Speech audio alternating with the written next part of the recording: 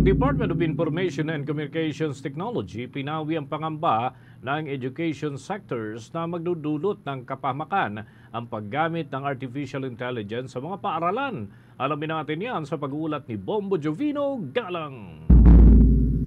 Pinawi ng Department of Information and Communications Technology ang pangamba ng nasa education sectors na magdudulot ng panganib ang paggamit ng artificial intelligence o AI.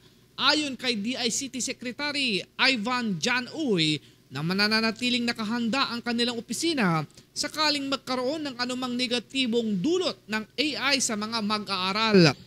We're currently doing significant progress in developing data interchange platforms, data governance standards in order to ensure that all the siloed data across all the different sectors, whether government or private sectors, can now be consolidated, can be pulled together so that the AI engines can really tap into those data and produce relevant information, relevant guidance. Wala rin anya magiging masama dito basta't gamitin ito ng tamang pamamaraan at huwag abusuhin.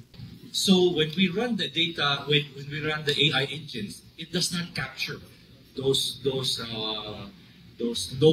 localization of content, and so we're given information that may not be relevant for our purposes.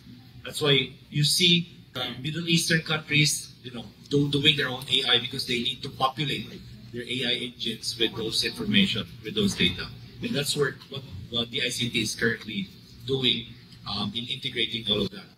Ako si Bombo Jovino Galang, nag-uulat para sa #1 and most trusted radio network in the country, Bombo Radio Philippines, Basta Radio Bombo!